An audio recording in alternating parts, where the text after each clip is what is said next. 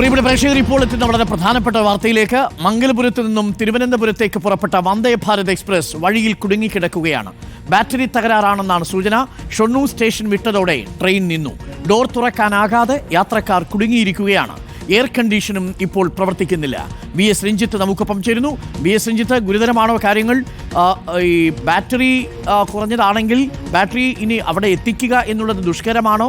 എന്താണ് റെയിൽവേ അധികാരികൾ നമ്മളോട് പറയുന്നത്? ഇപ്പോൾ ട്രെയിൻ എവിടെയാണ് നിർത്തിയിട്ടിരിക്കുന്നത്? V S Ranjith.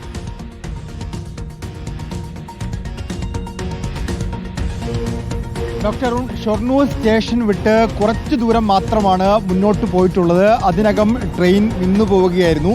ബാറ്ററി തകരാറാണ് എന്നാണ് ഇപ്പോൾ റെയിൽവേ നമുക്ക് നൽകുന്ന വിശദീകരണം. ഇതുവരെ കഴിഞ്ഞ 1.5 മണിക്കൂർ സമയമായി റെയിൽവേ അധികൃതർ പ്രശ്നം അവിടെ വെച്ച് പരിഹരിക്കാനുള്ള ശ്രമമായിരുന്നു. പക്ഷേ അത് പരാജയപ്പെട്ടു എന്നാണ് നമുക്കിപ്പോൾ മനസ്സിലാക്കാൻ സാധിക്കുന്നത്.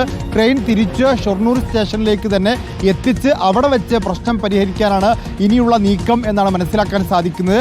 അല്പസമയത്തിനകം തന്നെ പ്രശ്നം പരിഹരിക്കാൻ സാധിക്കും എന്നാണ് റെയിൽവേ അധികൃതർ ഔദ്യോഗികമായി നൽകുന്ന വിശദീകരണം. പക്ഷേ കഴിഞ്ഞ 1.5 മണിക്കൂറായി യാത്രക്കാർ വളരെ പാനിക്കാണ്. അതിനകത്ത് പ്രത്യേകിച്ച് ഡോർ തുറക്കാൻ സാധിക്കുന്നില്ല എന്നവർ പറയുന്നുണ്ട്. ഈ ബാറ്ററി തകരാറ് മൂലം ബാറ്ററി ഡൗൺ ആയതുകൊണ്ട് തന്നെ ഡോർ തുറക്കാൻ സാധിക്കില്ല. മാത്രവുമല്ല, എയർ കണ്ടീഷനും തകരാറിലാണ്. ഇത് യാത്രക്കാരെ വലിയ തോതിൽ നമുക്കിപ്പോൾ തത്സമയം ട്രെയിനിൽ നിന്ന്